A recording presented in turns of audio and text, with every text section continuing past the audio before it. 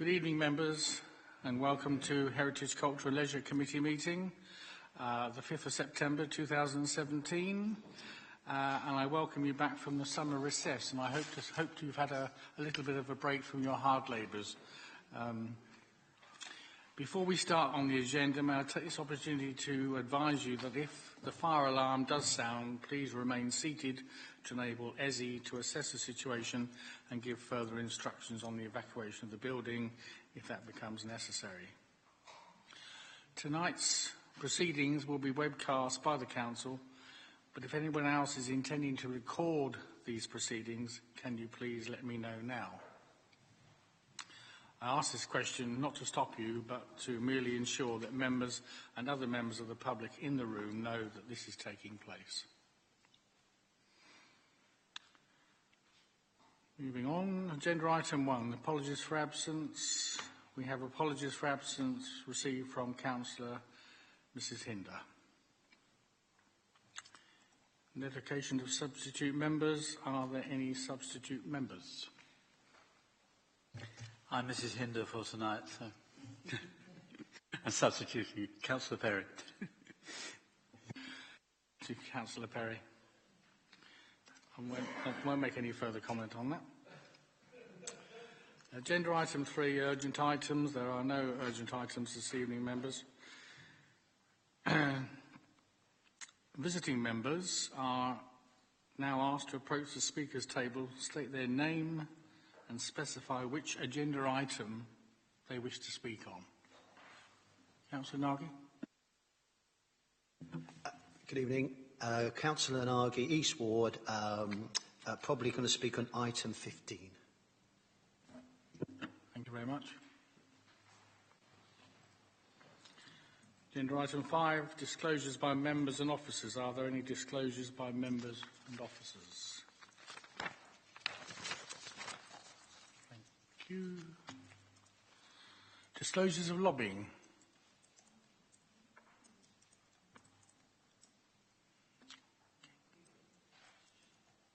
Councillor Lewis. On. What have you been lobbied on the item on the agenda tonight? Yes, on item Hale Place. Thank you. Councillor Hasty. I've also been lobbied on item 14. Thank you very much. Councillor Ells. Yeah, I'm also on item 14. Thank you very much. Anybody else been lobbied? No. Thank you very much. Agenda item 7, to consider whether any items should be taken in private because of the possible disclosure of exempt information. As we have no part 2 items on the agenda this evening, members, I propose that we take all items in public. Is this agreed? Thank you, members. Agenda item 8, minutes of the meeting held on the 4th of July 2017. I will take this page by page, page 1 to 4. Page 1.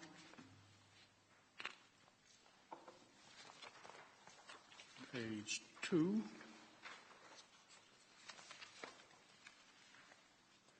Page 3. And page 4.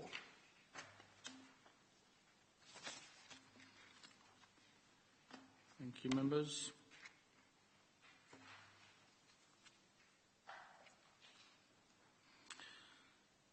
Agenda item 9, presentation of petitions. There are no petitions this evening. I do not see anyone waving anything out there, so thank you very much. Agenda item 10, questions and answer session from members of the public. There are no questions from members of the public this evening. I come on now to what is not on the agenda in front of you, but the chairman's update and good news slot. And I've got plenty to divulge to you since the holidays. There's plenty been going on. No particular order, but just to let you know, with our closer cultural ties with the town of Beauvais in France, the Maidstone Choral Union will be having a tour, in fact, next week. And we have 2 august members of this committee due to sing in Beauvais, Councillor Butler being one, and myself being the other. So hopefully we'll have a good cultural exchange there again. I've gleaned some tourism facts for you, just to give you a picture of what's happening in the UK and locally with tourism. Apparently 37.6 million visits to the United Kingdom this year, worth 22.5 billion. So obviously tourism is a big industry for us. In the southeast, there were 400,000 visitors with a 2.2 billion spend. And you'll be pleased to know that Maidstone has 4 million visits, employing 5,000 jobs in the industry and 200 million spend. So we're a vital cog in that tourism wheel. And we are being looked at as a very positive addition to the actual tourism offer in this country, to be honest.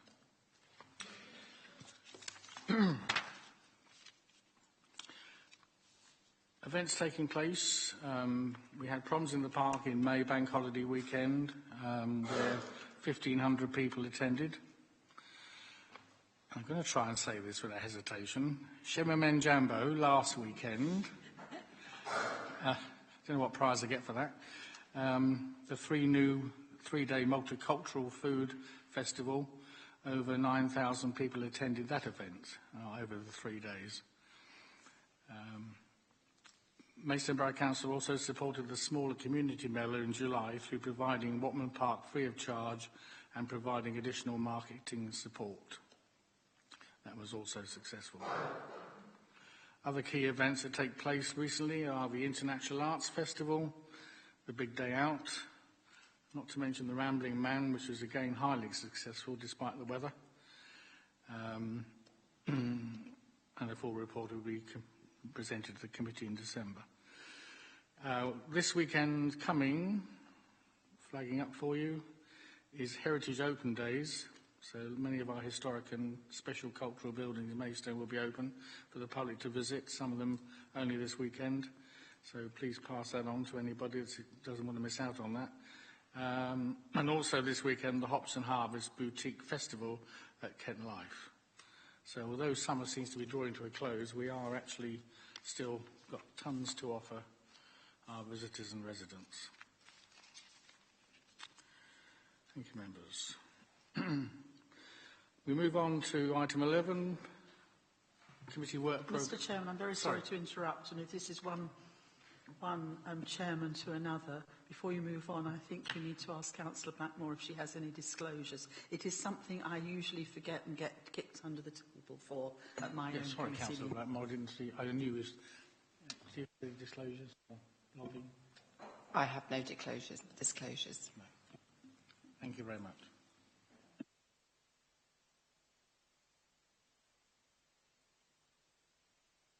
Agenda item 11 then. Sorry, Councillor Earls. So thank you, Chairman. I'm also going to interrupt. I just wondered, in amongst the good news items, there was also the combined military ops at Headcorn, which was a really good weekend that I think we should mention, because Headcorn has had more than its fair share of trouble, I think, lately, and that was an excellent weekend, very well put on. Thank you. Thank you very much. That is good news. In actual fact, because of aircraft, obviously we had the delights of certain aircraft flying over Maidstone, so we did get, so they're very good. More around it, does anybody else would like to mention any good news items, to be honest? No? Thank you very much.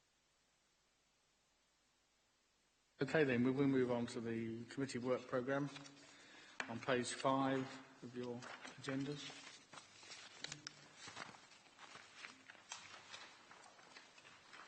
I will just say this moment in time that which was on the last minutes, the Plaxton People Protocol has now moved from September to October. Otherwise, you see it as it is in front of you. Are there any comments on the work programme, members?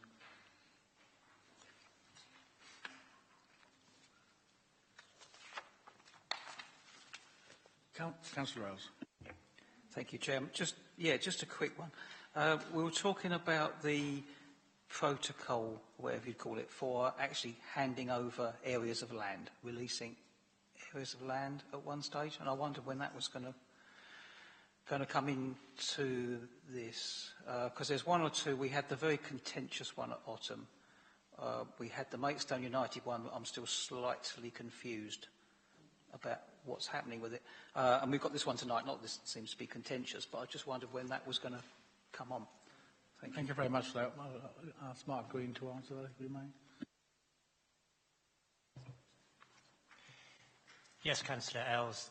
This was considered at the meeting of Policy and Resources Committee in July, where some constitutional amendments to the procedures for disposal of land were agreed, and those will now be going to Council later this month.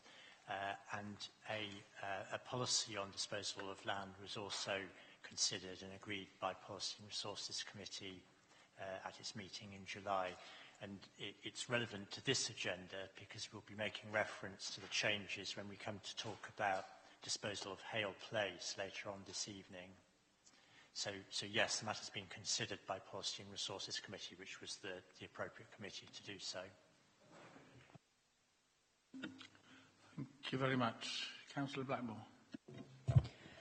Chairman, if we only have one item for the meeting for the 31st of October, can I suggest it's moved either forward or backwards?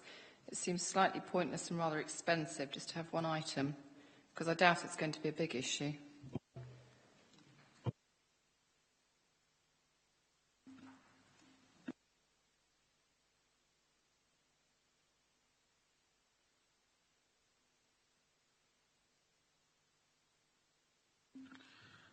Okay, I've just been informed that actually the Biodiversity Action Plan will not come on the 3rd of October, it will come on the 31st of October, so that gives us 2 items at the moment. I will take your point that we could have probably dropped with 1, but I think with 2 we could probably press on, and there may be further changes as we go forward.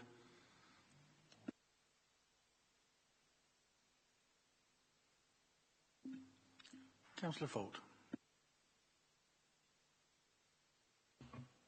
A number of my parish councils are really interested in the play area strategy, and do we think that's going to come on the 3rd to look at? I know it's... Yeah. Yes, I believe it's on the agenda for the 3rd of October. That's a very, obviously they're all very important, but that's an important one, and I do understand. Yeah. Thank you. Any further comments on the work programme, members?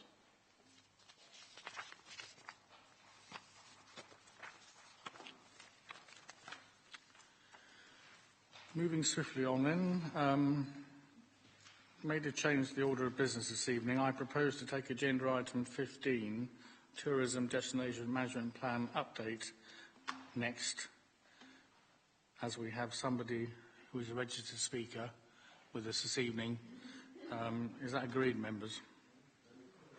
Thank you very much. I'll ask Laura Dixon, who will be presenting this, get the ball rolling. Thank you very much. This report is an update on progress on the Tourism Destination Management Plan. I'll do an overview at the moment, and then I will pass over to Ian Tucker to update on specific item regarding the river actions. The Tourism Destination Management Plan is another name for what was formerly known as a tourism strategy. It follows a destination template originated by Visit Britain and further developed by Visit Kent, and it was created through stakeholder engagement. All tourism sector partners have shared responsibility for its delivery. At the heart of the Destination Management Plan is the shared story, the foundation for the destination brand, so that Maidstone's unique selling points become stronger and the image of the place becomes clearer. The key objective of the Destination Management Plan is to prioritise those visitor markets that can bring growth to Maidstone's tourism economy. The DMP segments the visitor markets by purpose. What is motivating visitors to come? The 3 markets that were identified as having the potential for growth for the Maidstone Borough or Me Time, a leisure segment of high-spend couples and friends looking for relaxing, indulgent and unique experiences. Getting Together, both business and leisure segments that are strongly linked to a location and can visit for corporate meetings, family celebrations or to attend iconic or large-scale events. Explore, which is another leisure segment that uses the borough as a base to explore the rest of Kent. I've gone over that because that was originally in the initial report about the DMP, and it's just to remind members what the Destination Management Plan actually is about. The DMP is a strategy that provides the direction for the day-to-day work of Maidstone Borough Council's tourism section. That work is mentioned in the report to illustrate how the DMP steers all the tourism marketing and product development activity. The DMP Action Plan was created by stakeholders with the intention of providing a practical programme of additional tourism actions. These are being delivered by stakeholders and partners where they are achievable. There's no dedicated resources or budget for delivery outside of that. The DMP board reviews the action plan quarterly, although one meeting this year had to be cancelled for resourcing reasons. You will see in the report that many actions, which are delivered by stakeholders and partners, are not always identified specifically, as this is a collaborative project, and NBC facilitates many of the actions that are carried out by other people. Speaking of other people, one of the organisations who have been working hard or partnerships to try hard to deliver the actions is Maidstone River Partnership, and I'll pass over to Ian Tucker, who's been leading that. Thank you very much. Here, Mr. Tucker, would you like to come forward and give us your statement? I won't keep you to any sort of strict time. You just give us your best.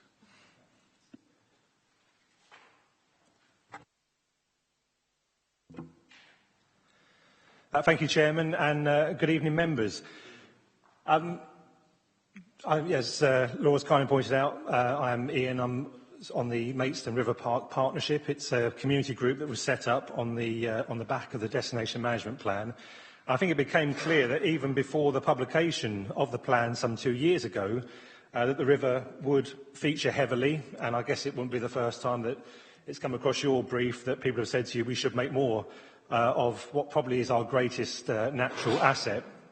So on the back of the Destination Management Plan, we did set up this river group, and it has been working now for about 18 months, and a lot of the actions which are on page 32 of your report, these are not actions that we've delivered ourselves. There is a mixture there, but what we wanted to do was give a flavour of everything that has happened, certainly since the turn of this year, because there's quite a significant amount that's happened along that riverside.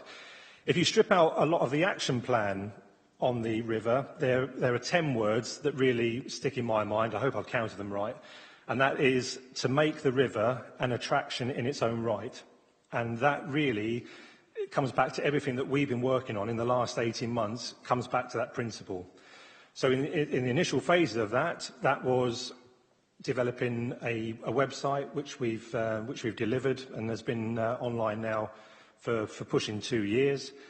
Social media channels, Facebook, Twitter, Instagram have all been set up. Facebook's now is hovering around the 1,200 mark, Twitter around the 500 mark. So we're doing our best to push out all the existing activities that are happening along that stretch, which are now, of course, since the development of the cycle path, has grown from Aylesford right the way through to Teeston Country Park. So it's quite a vast area now that we're promoting and really celebrating. A lot of the inspiration for the work that we've done in the last 18 months, ironically, has come from the Olympic legacy. And a lot of people say, is there such a thing? Have we made the most of that Olympic legacy? Well, ironically, within this river project, we feel that we have, because we've taken a lot of examples from the Queen Elizabeth Olympic Park, an area which, if you haven't visited yet, I would highly recommend to you. It has the River Lee running through it.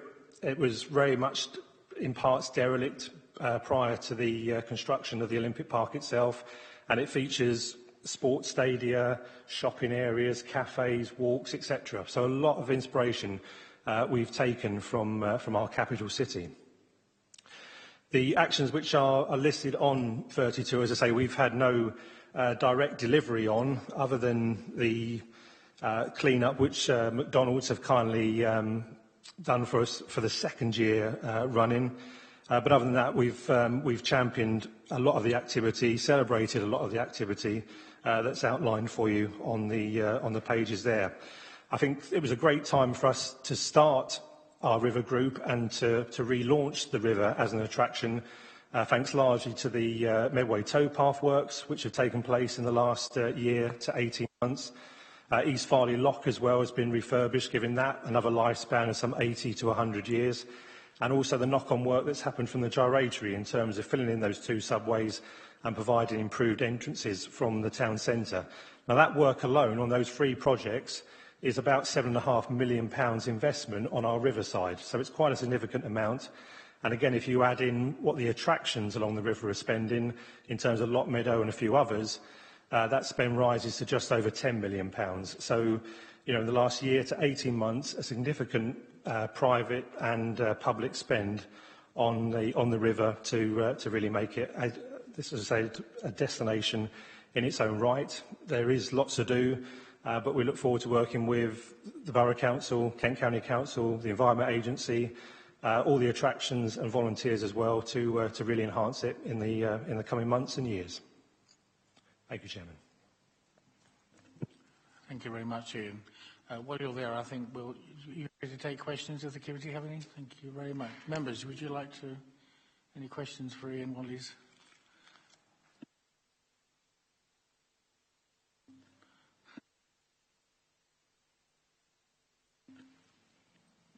Councillor Wilson.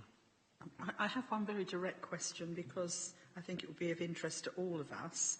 On page 32, it says a volunteer-led committee progressing plans to set up a community interest company and preparing a 5 to 10 year action plan.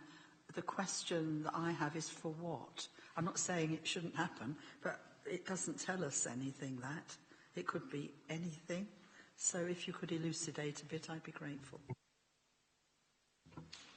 The community interest companies, as we see it, would model that of the Friends of Moat Park and the South Park group as well. So it's there primarily to see if we could lever in funding.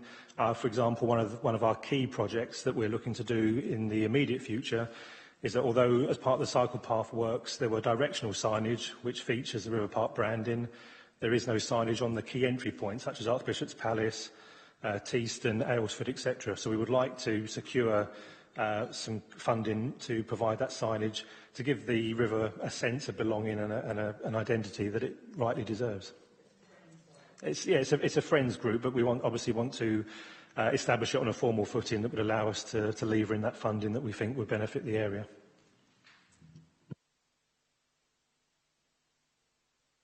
Councillor Batmore. Thank you, Chairman. For those of us who've been around a while, we have lived and breathed the Destination Management Plan. Now, it's my understanding when this first arose, we had different councillors appointed for the different sections, Rivertown, Events, Countryside.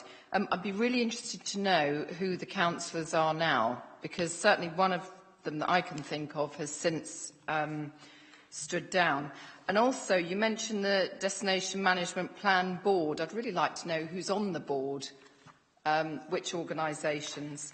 And then finally, third question, you've got an update event at the bottom of page 29, due to take place October or November 2017, and I wonder if the date had been finalised, and do you have a venue? Thank you very much for that. Dawn, would you like to respond? I'll respond to something and Laura might want to key. So when we initially set up the DMP, we went through quite a confusing process of getting nominations from other committees who we could consult with on the big issues that might affect the decision-making of other committees. And that was at the beginning when we were first setting the DMP up, because we had working groups. That's not the case anymore. The working groups were to get everything going at the beginning, and they only meet now when required. And we haven't had any occasion where we've needed to get to make a decision or do something that needs a decision from another committee. But we never nominated leads for the themes. Members were invited to join those groups and come to the meetings as and when they happened. In terms of the DMP board, this committee nominated the chair to sit on the DMP board, and so Councillor Pickett is on the board, and other partners at the moment on that board are One Maidstone, Kent Life, Hazlitt Theatre, Leeds Castle, the Hilton, a hotel, top of it, Kent Events Centre, and Ian's group, the River Group, and Visit Kent are also on there as well. On the date, I'll pass over to Laura because I'm not sure. As yet, we haven't confirmed the date and venue, but we are looking at possibly holding it at the museum where they've just created the new visitor information point and tie it in with a launch for that. I think there's real concern because if we're expected to attend, our diaries are already, my diary is practically full already for October and is well on the way to being full for November, and I'm sure a lot of other councillors are in the same position. We need that date ASAP locked in.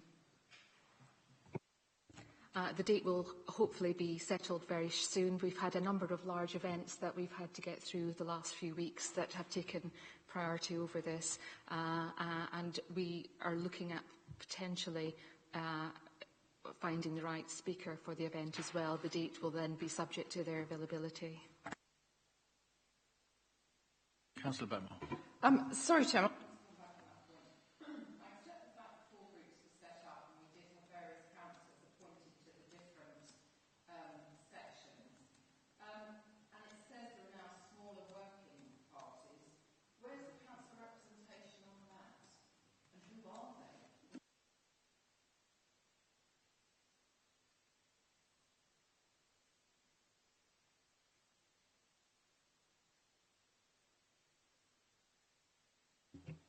We just have project-specific working groups now, and they're mostly driven by the people in the industry themselves because they're the people that are putting the time and resources into taking the projects forward. So if there is an occasion, and there hasn't been for the last few months, where there is a new project that requires input from ward members or councillors, then we would arrange that. So, sorry, excuse me, the next thing that's probably going to come up that will require that is the discussions around the commemoration of the end of World War II, which is events that we're thinking of planning for next year, and a theme that we're developing for next summer, which is Maidstone Summer of Music Festival and events. So we obviously talked to the chair, to Councillor Pickett, about all these things that we're doing, and if we feel that we need to bring other members in, then we take advice from Councillor Pickett on that. Councillor Blackmore. It's all right, I won't belabor the point. However, if we are working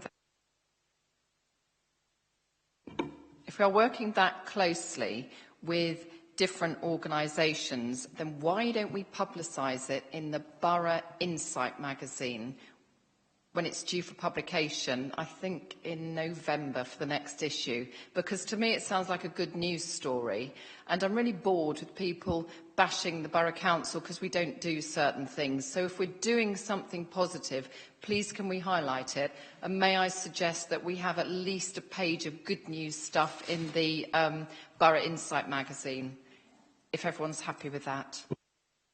It's a very good idea, Councillor Blackmore.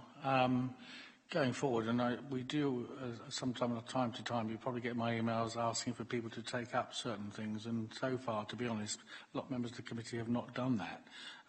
So I'm very keen for councillors to come forward on some of these projects, so we will recycle that going forward. So obviously, if there are things and people are really interested in, and obviously we've had Councillor Lewins on the Moat Park 10-year plan, going forward. But I personally would like to see more councillors involved.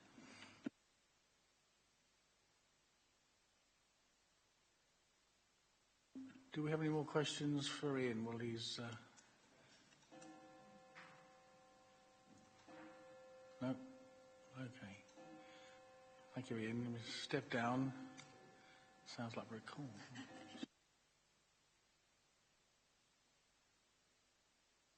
Before we take more questions for Laura, Councillor Nagy, would you like to come forward on this item?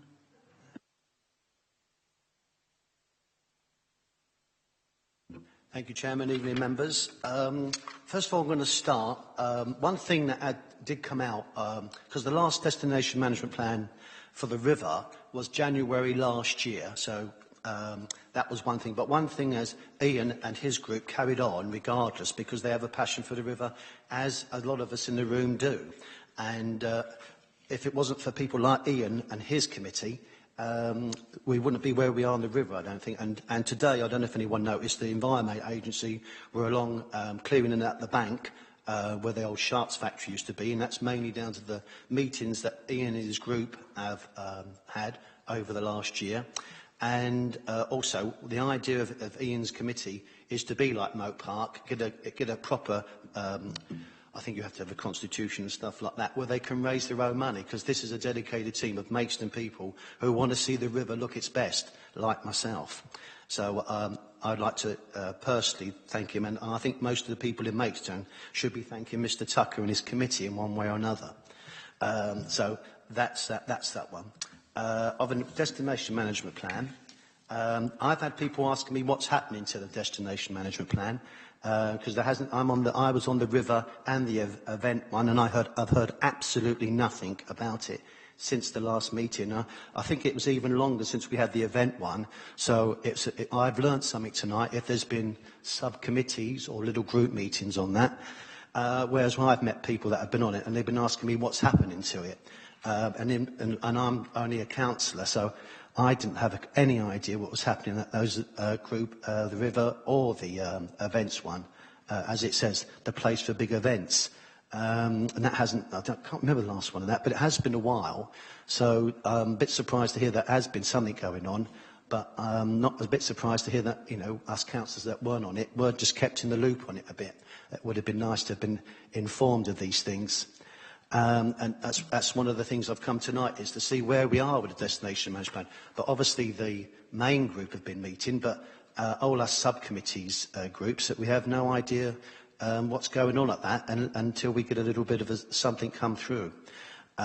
So is the destination management subcommittees finished and deceased, or is it just the main group now? I think now it's all in the public domain. The public want to know, and it has saved me getting asked all these things. Is there just the board now, and all these other groups are now defunct, unless there's a little something comes up for some people? That would be nice to know. And I know we still mentioned the Mellor. I know we had consultation on the Mellor, and people were asking me, is the Mellor coming back?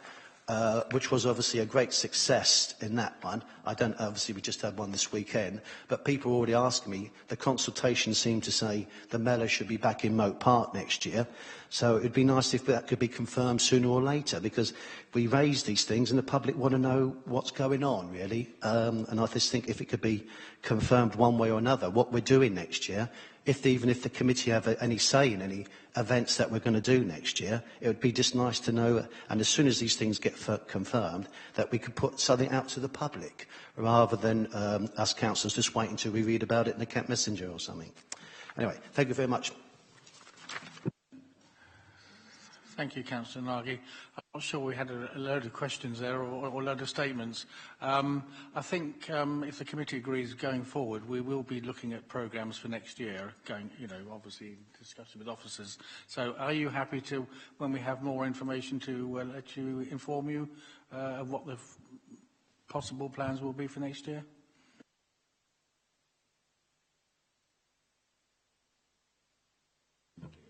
I wasn't the only councillor taking part. There was various other councillors. It would be nice if they was kept up to date with what's going on. Yeah.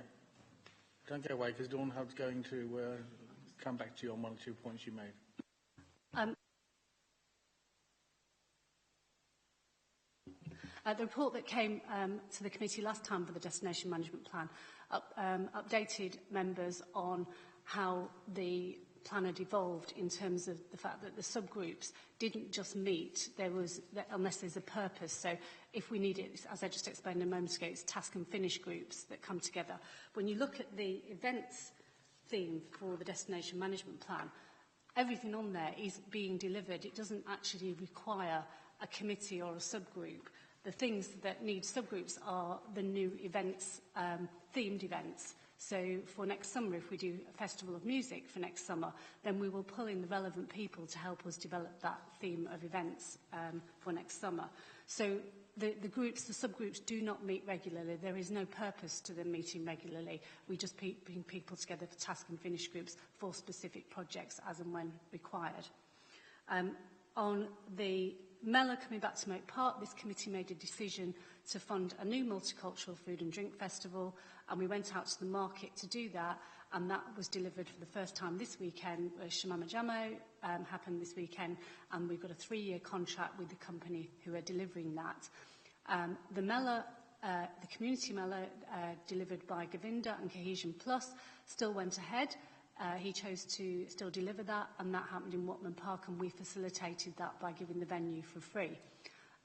If that organisation wants to carry on running a Mellor and funding the Mellor, they've been lucky to get Arts Council grants, and they approach us about using Moat Park for it, we will consider it as we would any other booking for Moat Park, and if there was an available date for it that fit in the calendar, then they would be treated like any other event. But it's not our event to bring back to Moat Park. So I hope that answers a couple of the points. Can I just ask Councillor Nagy, does that answer a lot of your concerns? Thank you very much. We'll go on to general questions again for Laura, and then Councillor Perry, you'd like to... Thank you, Chairman. I just wanted to say, I think Councillor Nagy has raised an extremely important point, as has Councillor Blackmore as well. I was nominated, and I think quite formally nominated, if I recall, to be on the countryside group. And I did attend one meeting, the first meeting. And there were quite people from the borough. I remember Headcorn Airdrome were part of the team, as a few. But I heard nothing since. And as Councillor Nagy quite rightly said, I'm completely in a fog over all this. I didn't realise, that this had all sort of changed, and somehow we were no longer needed. And I think as councillors, I do think we should at least be told there's a communication issue here that seems to have fallen flat on its face, and I'm a little bit concerned about that. And I think, it's showing it's not fair, because a lot of people are very keen on some of these subjects. So I just want to register my support for what Councillor Nagy and indeed Councillor Blackmore have alluded to. Thank you. Thank you very much. Yes, I happen to put this. There have been mentions of it must be secret societies. We don't know what's been going on, but it's not quite that bad. But I do take your point, and I think we, as officers, are able to take that up, and we would look at it again as we go forward on communication, because obviously, as Dawn alluded to, people come and go into various meetings when they're needed, but perhaps we ought to just make sure that there's a, dot the I's at the end of the, just to make people aware that they're, that particular project is finished or they're in abeyance. Thank you. Councillor Ford. Could you just explain what Conference Maidstone is? And also, we've got these new events for 2014 Oktoberfest Madness at the Kent event. Where are they advertised? Conference Maidstone is our business tourism marketing website and inquiry service. It promotes Maidstone for business events and visits, and also for outdoor events. The event organisers, event venues in the borough wanted the information about event venues to be put onto the Conference Maidstone website. The purpose of it is to meet that market segment that we mentioned about getting together for business. So those corporate organisations and public sector organisations that organise conference events, meetings, incentives, exhibitions, mainly. We have a support from the venues around the borough, so they all support it and actually pay for the website to run and to go to trade exhibitions to promote Maidstone as a destination for conferences and meetings. Regarding the events that were advertised, those would be up to the event organisers to do their own marketing and events promotion. We do promote them within the What's On leaflet and within the Visit Maidstone What's On section of the website.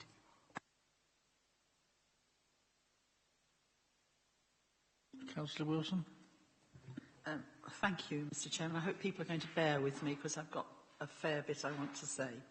First of all, I think I want to welcome Laura back. It's the first opportunity I've had to do so, and to say how you have really been missed. And so thank you for coming back.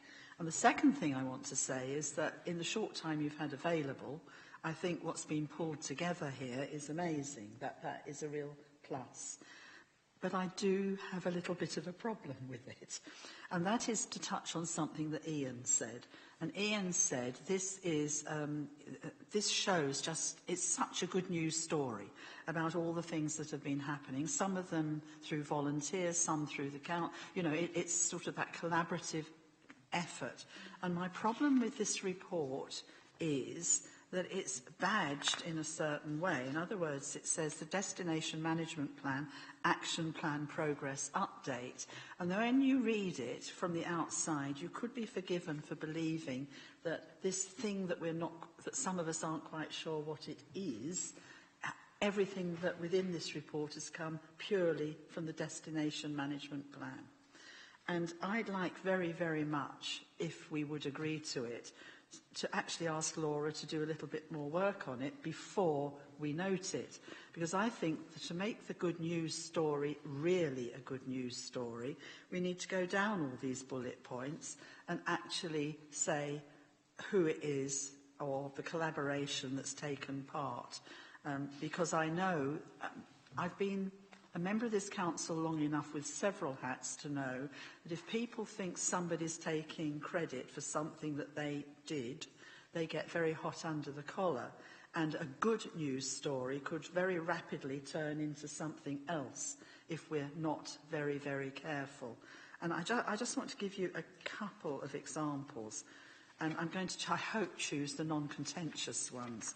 So if you take the towpath issue, that was money from the LEP, applied for by the Kent and Medway Economic Partnership, together with Section 106 monies, which shows a huge collaboration, actually, to get that money over and above some of the other applications that went towards it. I'm on the Cobtree Management Estate Trust, and maybe, I don't think it signifies, it's not an impediment to this. But it says has agreed to finance. And that's quite true. But actually, nowhere in our deliberations did we actually have any input directly from the DMP. It may well have been made, but it didn't come through to the Cobtree Management Estate Trust. Now, we are mentioned there, and that's what I'd like to see all the way through. And there are a couple of mistakes in here as well, which I know about. One is on page 33, One Maidstone delivering a harvest festival, live nativity and Easter egg hunt. I'm afraid that is totally untrue. It's the Waypoint project that have delivered one and are delivering the other two. And I had two of my councillors get very hot under the collar because further up the page it says One Maidstone is campaigning to reduce A-board clutter, and the thrust for that came from Councillor Denise Joy, Councillor Clive English, and one of our sight-impaired residents, Clive Lever. And clearly it was then taken up by Maidstone and particularly One Maidstone in the role of the town centre, the street scene group. That is something that's been a hangover from the old town centre management organisation, which One Maidstone has come out of. So I just think to turn this into the true collaborative, everybody, to show what a collaboration this has been. It would be really nice to actually see who the key players were on each of these things. I think that's really important. And just one other point where I really do think it should be removed. On page 31, it talks about development control, providing authoritative advice to support the Council in assessing planning applications and defending appeals. That is part of the planning process, pure and simple. It always was, it's still with us, it always will be. We can argue about whether we want more advice and the level, but it's got actually nothing to do with the DMP in any shape, form or description. So that really shouldn't be in there at all, because planning is a discrete, quasi-judicial part of the Council.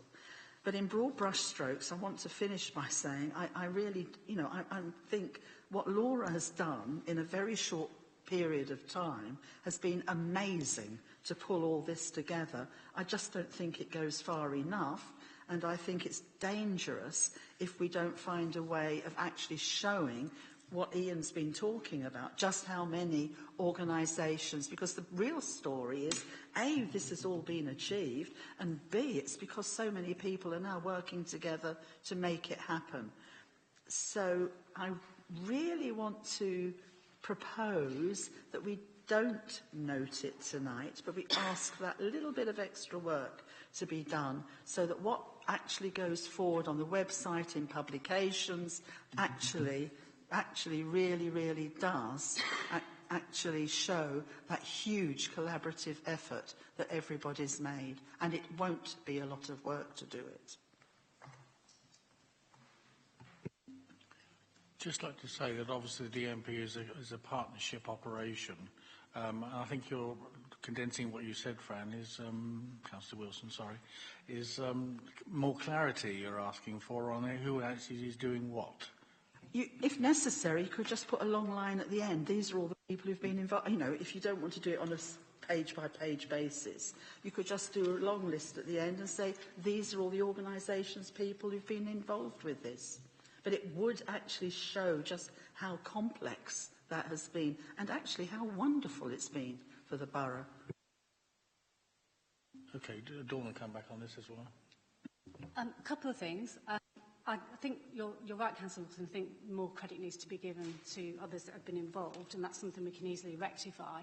I think where the challenge is that a lot of things that Laura's listed in this report are not direct DMP actions.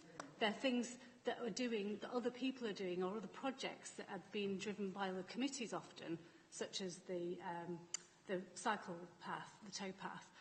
But they're contributing to the DMP. So they're not direct things that the DMP is doing itself or Laura's team are involved in, but they're helping achieve the objectives and the 4 themes that we want to do.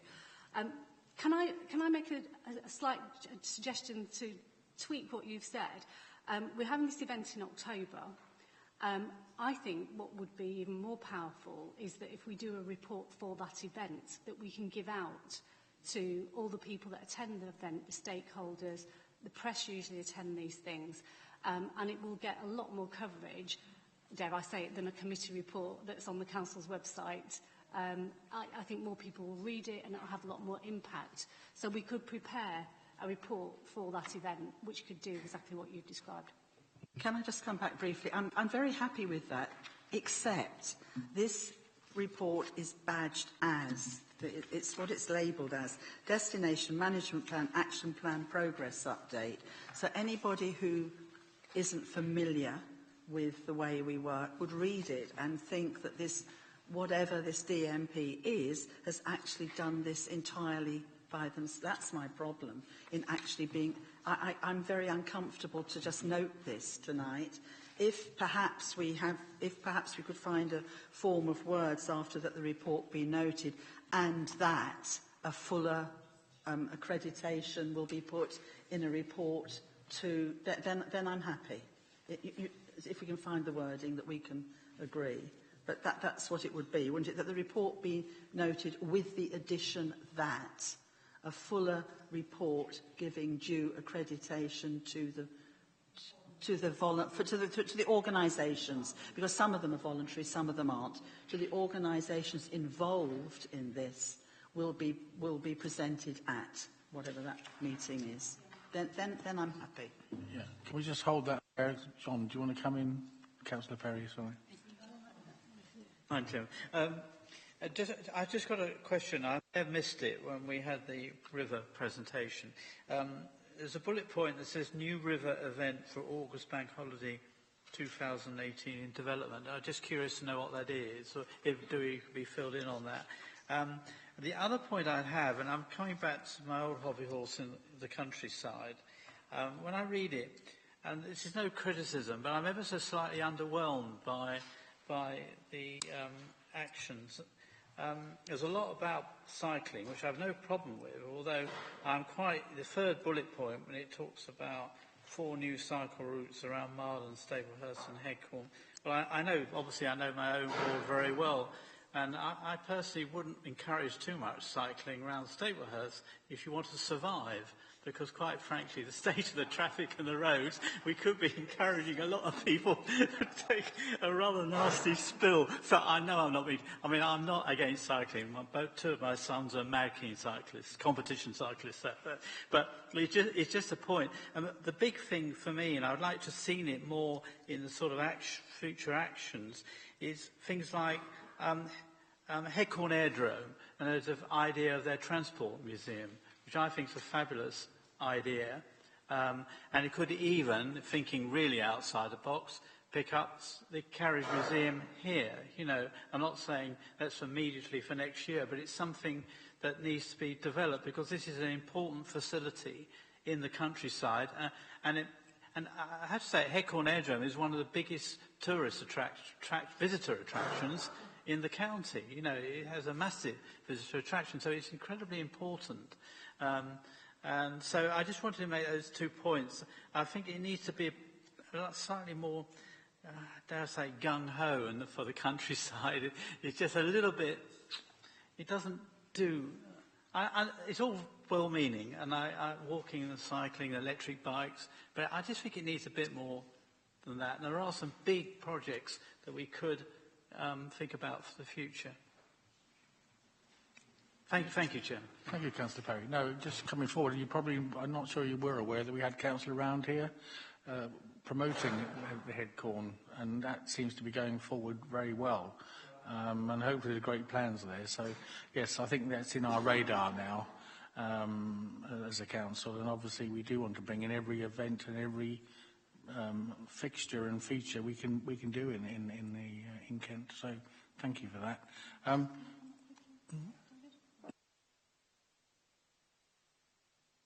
Just to add to that, Headcorn Airdrome are they're partners in Visit Maidstone, so we work very closely with them to promote all the events.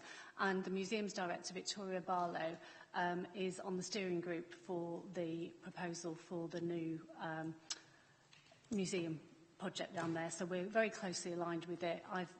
We've had several visits recently to Headcorn Airdrome, and Laura and Christine, her colleague, are there all the time working with them to promote what they do. So they are on our radar. Thank you. I'll take one more question, then we'll come back to Councillor Wilson's proposals. Oh, yeah. That's Ian. No. Ian, can you just come back and just answer that question for us? Thank you, please.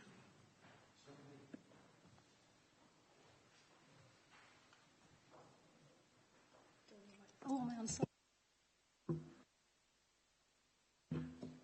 Technology is wonderful, isn't it? The event as described on the paper is extremely early days, and it's only been discussed within our very small committee that is running the partnership.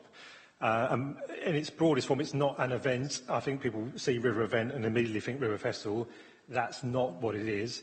The premise of this event was to recognise that the River Park stretches over 12 kilometres.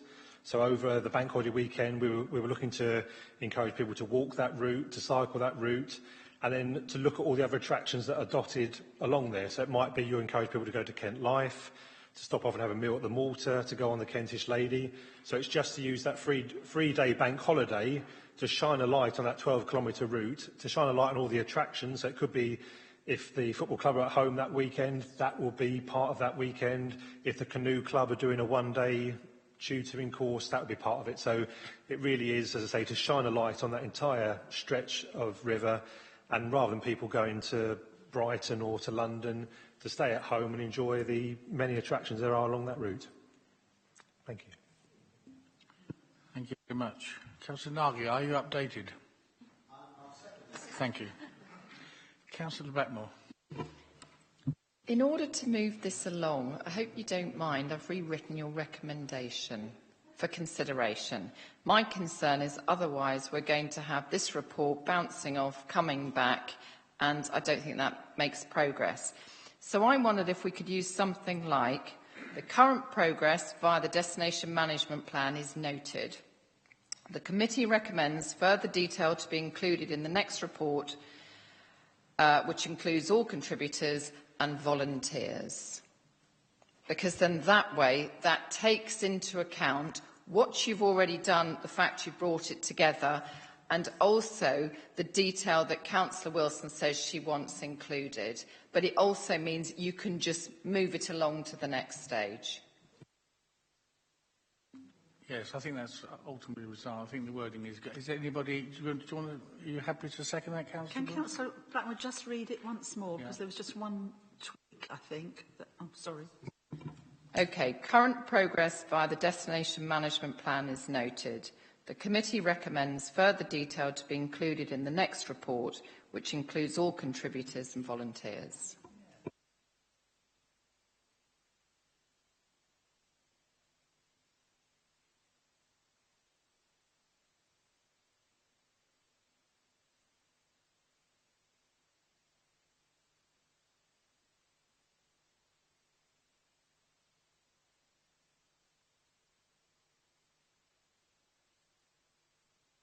Councillor Blackmore, yes, I think that's what was giving me a bit of a hiccup. Yes, acknowledges. That would be a better word.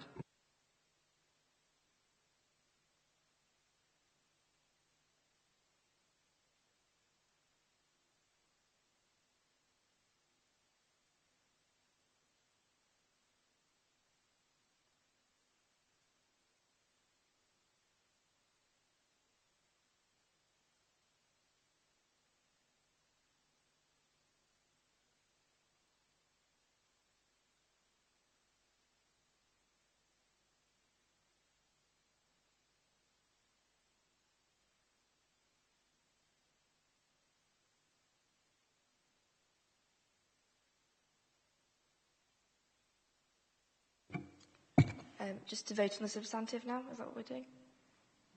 Yeah.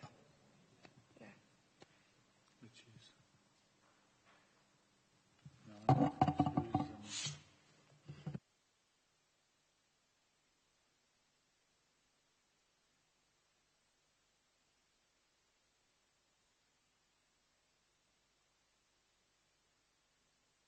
Mr. Chairman, the point I'm making, if I need to clarify it, is that I actually raised this as an issue.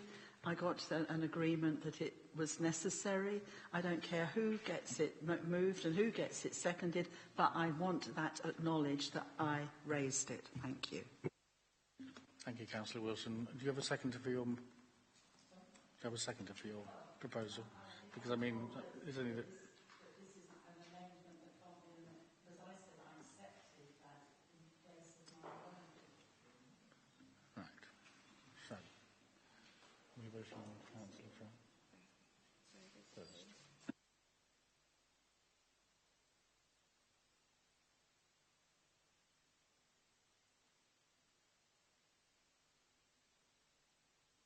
There. Sorry, members. Okay, can we now vote on the proposals from Councillor Wilson and amended by Councillor Blackmore? Councillor Blackmore. Thank you. All those in favour?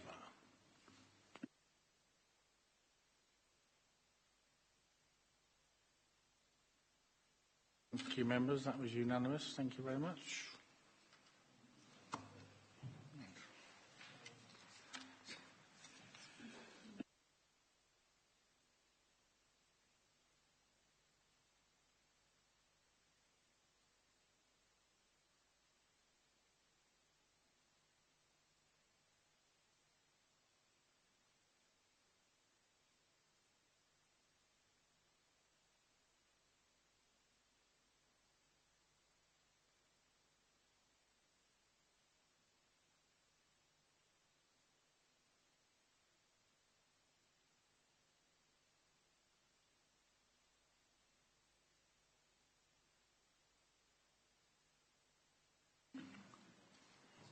Can I just say thank you, Laura, for that?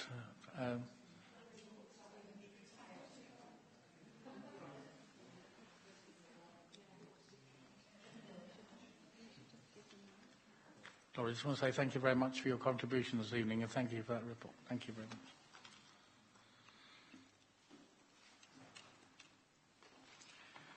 Thank you, members. We'll now move on to agenda item 13, first quarter budgeting monitoring. No, Pete. No, I'm stepping ahead too fast. I looked at you as well. We will... Destination management plan. It's obviously not working. Agenda item 12, key performance indicator update, quarter 1, 17-18. Your recommendation on page 6, members. Anna Collier, Performance and Information Manager, will present this item to the committee. Thank you, Anna. Good evening, members. This is the performance report for quarter 1. As a reminder, this is for the period April to June 2017, presented slightly later due to the summer break. The indicators in this report were selected by the committee earlier this year, and you may notice a slight change to the report and how many pages, I suppose, more specifically, you've received. This is following comments by officers and members from all committees as part of the indicator setting process, that we make the report clearer and more concise. But I'd like to say all the information is in there. It's mainly repetition and graphs that have been removed. Tonight, members are asked to note performance for quarter 1. Summary can be seen on page 8 of the covering report or on the first page of the attached appendices, which is page 12. I'd summarise by probably saying it was a slow start to the year. One indicator, the percentage of available tickets sold at the Hazlitt, has achieved target. One indicator is within 10% target. That's the number of users at the leisure centre, and the remaining 3 indicators, which are students benefiting from the museum's educational service, footfall at the museum, and contacts to the visitor information centre, have missed target. Details of the reasons for that can be seen on page 8 at section 5. For information, members may be interested to know we are reviewing the methodologies for the museum over the forthcoming months.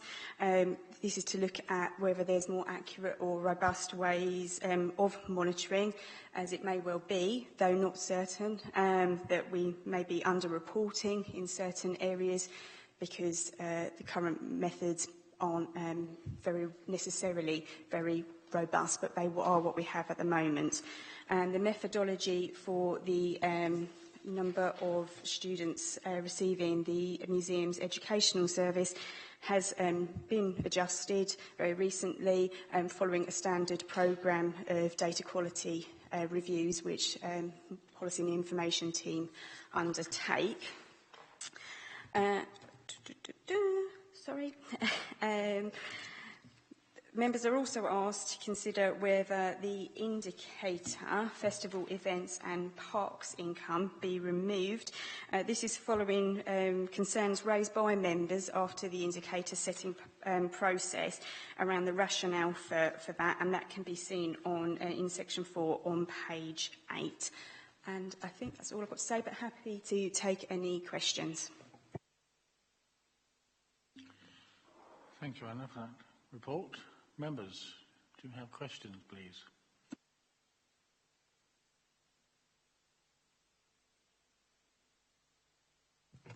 Can I ask if we... should we be looking for some sort of indicator for our parks as we've removed, if we're removing the other one? I mean, it's quite a large area of our brief, and it's only a sort of a question, but because we'd have to find one.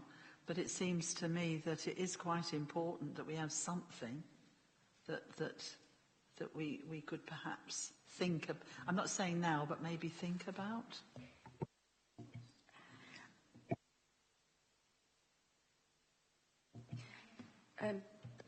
Apologies. So the conversation that Dawn and I are having are that there are other indicators, but they aren't all quarterly indicators. Some are annual, and I was trying to go into the depths of my brain to remember exactly what the indicator was, and I just cannot remember at the moment, so I'll need to get back to you on that.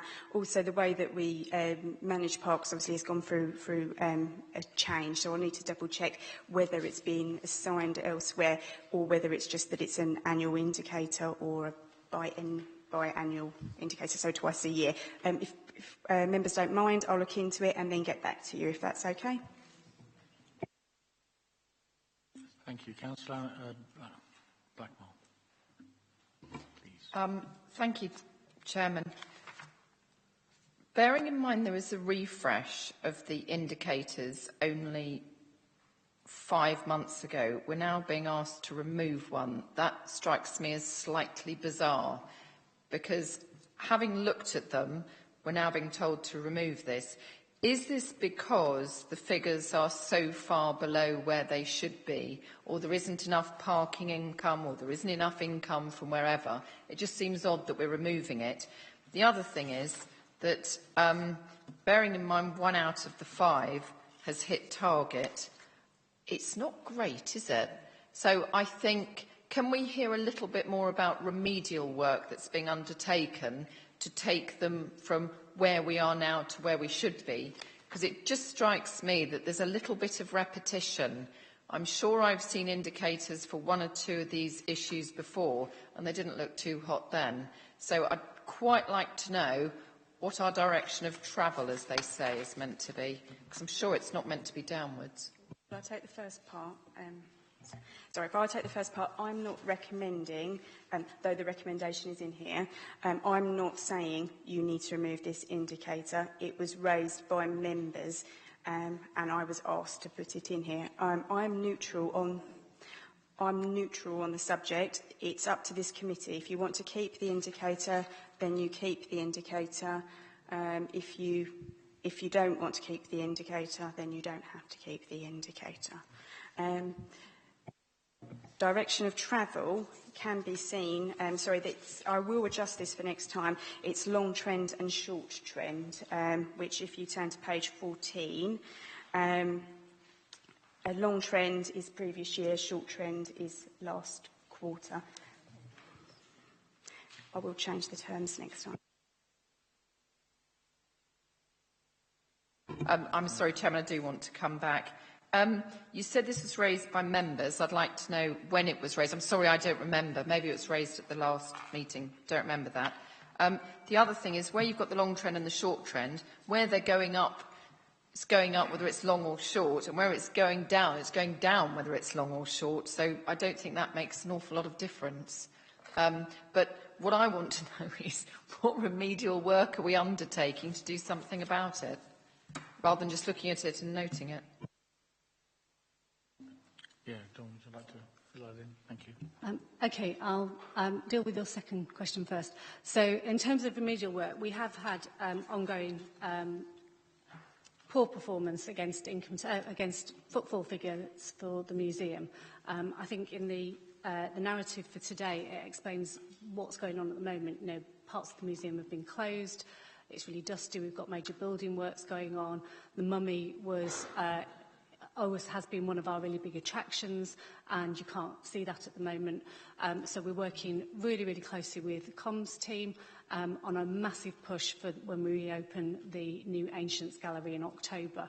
We've had a huge amount of press interest in the Mummy, especially the scanning, the 3D MRI imaging, and the reconstruction of Takushi's head.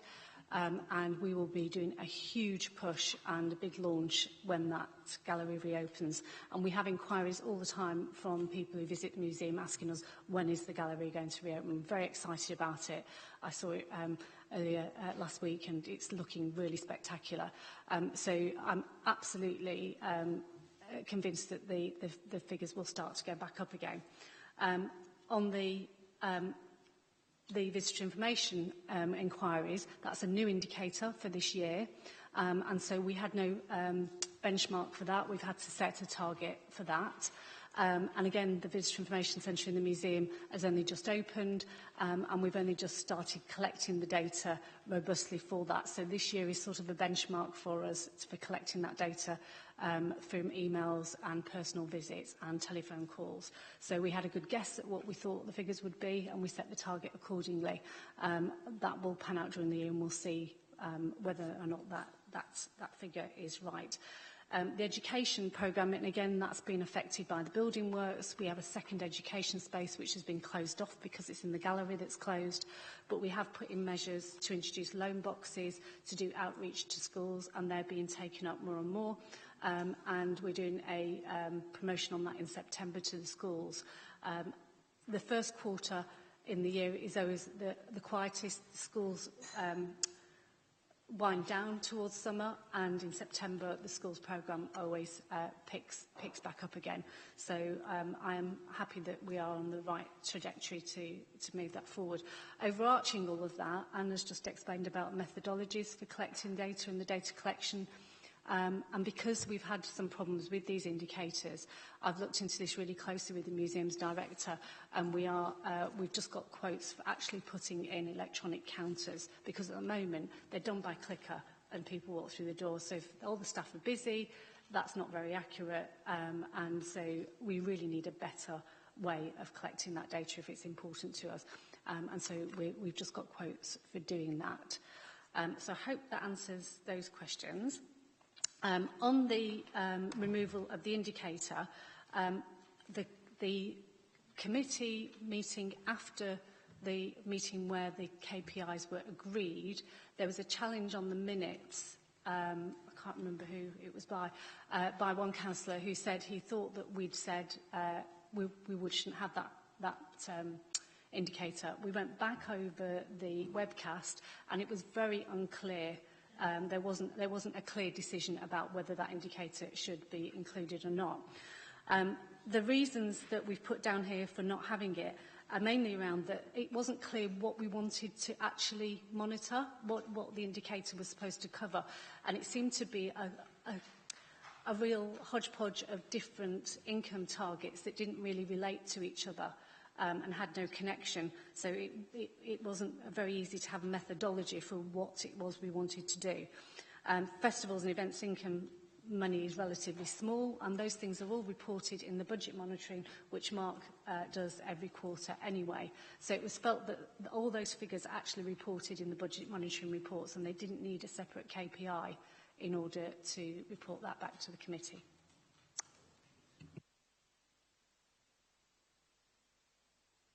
Thank you for that. Councillor Butler. Thank you, Chairman. On 5.3, page 9, the visitor footfall to the museum, it compares to last quarter, but I take it last quarter it was open Mondays as well. Is that right?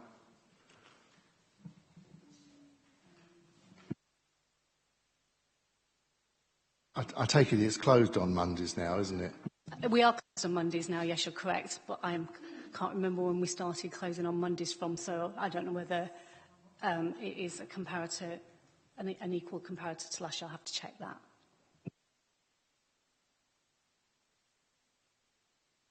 Councillor Perry. This is a bit of a nitpicking point, but let me just... I was curious when I saw a number of students benefiting from the museum's education service. Could you tell me how you measure benefit? Because I'm very curious how you would know. I think you might want to use a different word, if I would, with all due respect. I don't see how you know. Someone may attend or use the service, may have no benefit from it at all. You're making an assumption there, aren't you? And I think it should come out of your KPIs. I would say using rather than...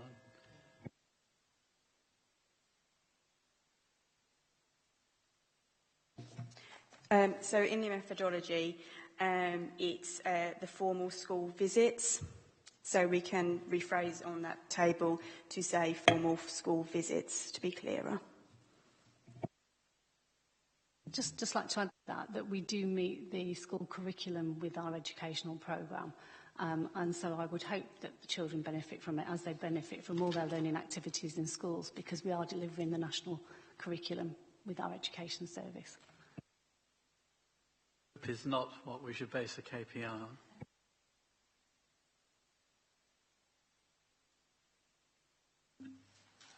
Any more questions, members, before we do it?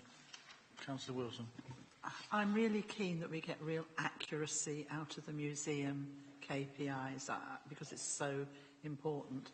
I'm a little bit unclear from this how we are going to measure. If we're getting more take-up of outreach, by definition that would mean you would have less visits to the museum or not. That's my question. I just feel that we need to be very, very clear. You know, if one's going down, is it going down because we're doing more outreach, or is it going down because we've got it closed? And I think from this report, I like Councillor Blackmore, I was a little bit unsure of what was causing what, and I do think we need to be very clear about that. I agree. It's not an instead of. Lots of schools find it very difficult to take children to venues because they can't afford the transport. And so this is an alternative so they can still benefit from the learning and the curriculum that we deliver on their own site. It is a huge problem for schools. Travel costs are really, really high, and we have in the past been able to fund some of that from the grants that we've got, but we're no longer allowed to able to do that. And so we're just offering an alternative for those schools that can't come in. They do prefer to come in because then we deliver the programme as well. It's a much lighter touch with the loan boxes.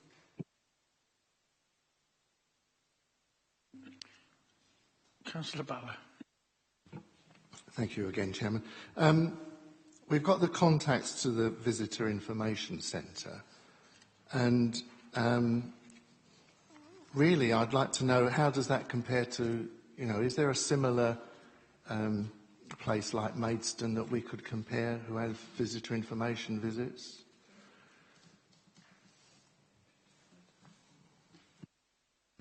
I'm sure there are, but I don't have that information, and unfortunately Laura's not here, but I can come back to members on that with some comparisons.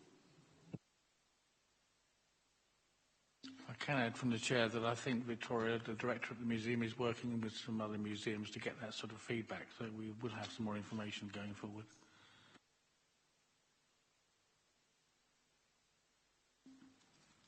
Councillor Nagy, do you wish to ask a question? No. Well, if it's on what we're discussing this moment.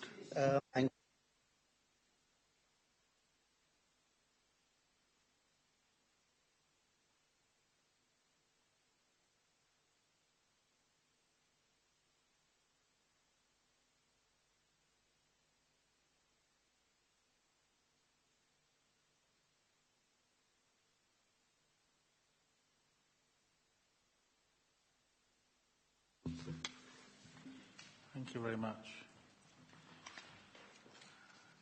Just like to say, Councillor Nagy, have you visited the museum recently?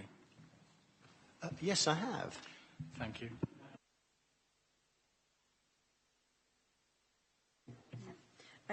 The NA and NA just means we haven't got any comparison to the previous year or the previous quarter because we haven't monitored it as a performance indicator before.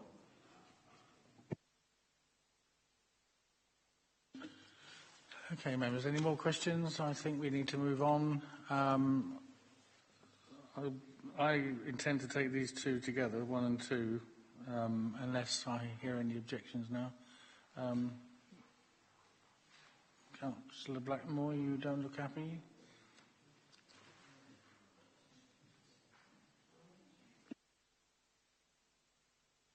Do you have a... Sorry, you look... I'm sorry, Chairman. I'm still not really sure why we're removing an indicator when it's not that clear. It's sort of inconclusive. That's all. Could we have some clarity from Mr. Green about if that is clearly picked up in other places If it is, then we don't need it. Yeah, can you come in now? I think we had the discussion earlier on. Yes, certainly. I'm very happy to help Councillor Wilson.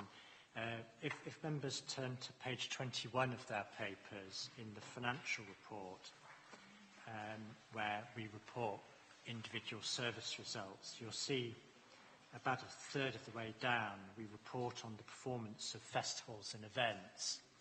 So this doesn't give all the information necessary about income, but it gives you a means of assessing how festival events are performing in relation to budget. So I suggest that that's an adequate substitute for the indicator that's being taken out. Does that answer your question? I think it's clearer in the maths, if you'd like, rather than just... Yeah. Okay, members, and are we now happy to move to the vote on these two recommendations?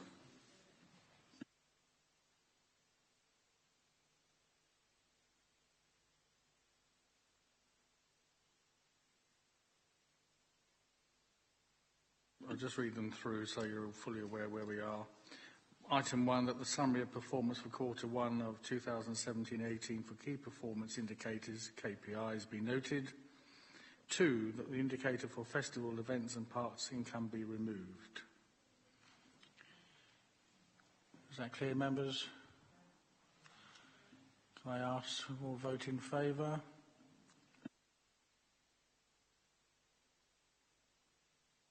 That's unanimous. Thank you very much. Thank you very much, Anna.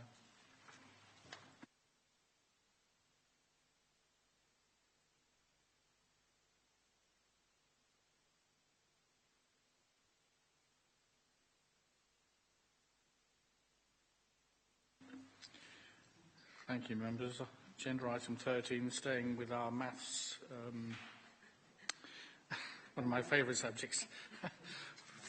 We move on to first quarter budget monitoring 2017-18, recommendation on page 15.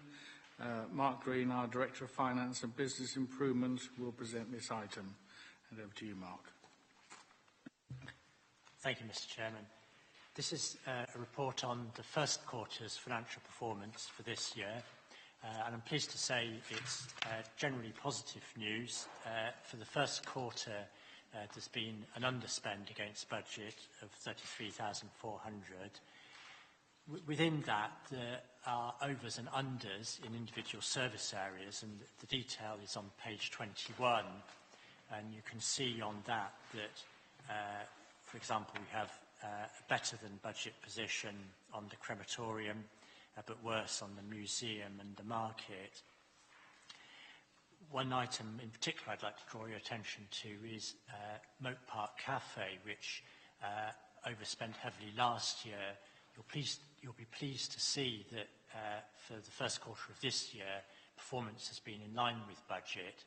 We did reset the budget to make it less demanding, but we are now achieving the budget, which is good news. Now, I mentioned the overs and unders. The position for the year as a whole is that we would expect those to cancel one another out, other than a couple of areas where we can be fairly confident we're going to do better than budget. First of all, on the crematorium, which is expected to continue to perform well, although we have had to take into account costs to be incurred later this year. And also on the museum, where we're expecting a £25,000 surplus, and this is because the budget allowed for the potential loss of Arts Council grant for the museum. That grant has actually come through, so that's given us a bit more breathing space in the museum and gives us the opportunity to make a surplus, we hope, of 25,000. So I'm happy to take any questions that members may have on the detail of the report. Thank you. Thank you, Mark. Questions, members? Councillor Perry, thank you. Thank you, Chairman. Thank you, Mark. I'm not sure the Your choice of words about the crematorium performing well was quite in keeping, but still, I take your point. Just a quick question. It's on the Carriage Museum, actually. I noticed that seems to be, have I got reading it right, is struggling a bit. Is there a reason for that?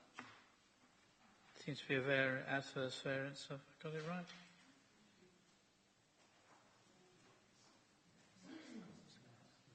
It's very difficult,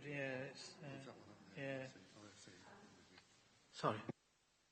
That's a variance in the budget which will even out over the year. It's because the property services have performed quite a bit of maintenance on the building, and the budget isn't amortised over the year to reflect when the spend is, so it will even itself back out.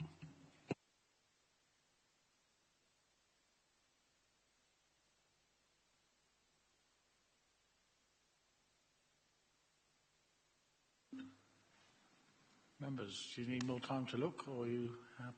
Are we happy? I mean, I know from my point of view, maths is a lovely subject, but this is very important. Councillor Blackmore. I'm happy to oppose the recommendation because I trust Mr Green's figures implicitly.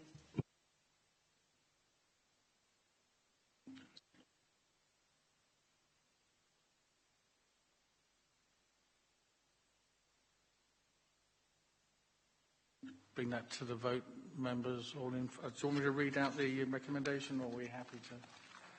I'll read it out. That the revenue position at the end of the first quarter and the actions being taken or proposed to improve the position where significant variances have been identified be noted. Thank you, members. Can I ask those in favour? Thank you very much. That was unanimous again. Thank you.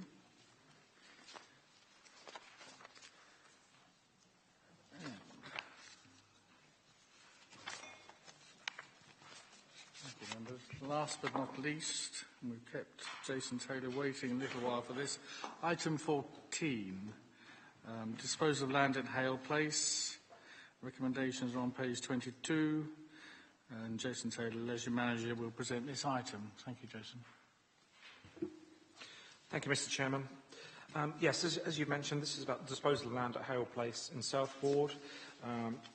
The recommendation is, or the decision to be made, is whether to declare a surplus to operational requirements 2 parcels of land to the north of Hale Place Country Park. Hale Place Country Park was provided as open space as part of a Section 106 developer contribution from the land at Hale Place development, which was agreed in 2008. The site was then passed over to the Hale Place Nature Reserve Trust in 2014. NBC owns 2 parcels of land to the north of Hale Place Country Park. These are shown edged in blue in the transfer plan shown in Appendix 1. Parcel 1 is known as Mount Ararat Woodland and comprises of mature mixed woodland coppice and is approximately 8,500 metres squared in size. Parcel 2 is a triangular piece of land approximately 4,500 metres squared in size. It consists of parkland with a number of mature trees. Both of these parcels of land fall within the larger Lewes Valley Conservation Area. The Hale Park Nature Reserve Trust have agreed to take both of these parcels of land to be managed for conservation. Disposing of these parcels of land would transfer the maintenance responsibility to the Hale Park Nature Reserve Trust. Currently, a Maidstone Borough Council policy on disposal of property is in process of being adopted, as mentioned earlier. It sets out the Council's policy to dispose of council-owned land and buildings if certain circumstances and criteria are met. The method of disposal for this land that we're recommending is leasehold. Although the approach set out in this report in relation to the 2 parcels of land at Hale Place is consistent with the proposed new policy, until the new policy is approved, Heritage, Culture and Leisure Committee cannot approve the disposal of the land, only to declare it a surplus to operational requirements. However, in this case, the land is worth less than £100,000. Disposal can then proceed under officer delegation following advertisement of the proposed disposal as recommended in this report. So basically what our preferred option is, officers recommend that both of these parcels of land are declared as a surplus to operational requirements, and that a public notice pursuant to Section 123 of the Local Government Act 1972 be placed in the local newspaper in order to consult with local residents. That's it. Any questions?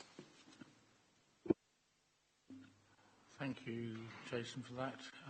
Members, just reminding you really that this has been in the pipeline for a very long time now, so we really need some action on this. I was going to refer you to 2.9 and 2.14, but for information, but hopefully you've read those and are aware, and Jason's already alluded to those. So without further ado, I'm sure Jason will take questions. Councillor Blackmore. I just have one question. So this is going to be transferred to the Nature Reserve Trust, and I assume, rightly or wrongly, that it's going to just be managed in a better way than it is at the moment, because will it be absorbed into the trust, or will it be kept separate to the bit that they already look after? Are they sort of doing it at arm's length, or, I don't know, what I'm trying to say is there a barrier or isn't there? Does it sort of get subsumed into the land they've already got? No, it is absorbed into the land that they already have, so it will become part of the Hale Park Nature Reserve. It just means basically they're in a better position to maintain it than us, and it adjoins the land.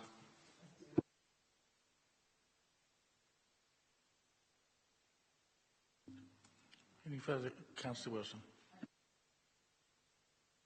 I'd just like to move the recommendation, please. Thank you very much. Members, can we vote on that? All those in favour? Thank you very much. That was unanimous. Thank you, members. That's all unanimous votes this evening.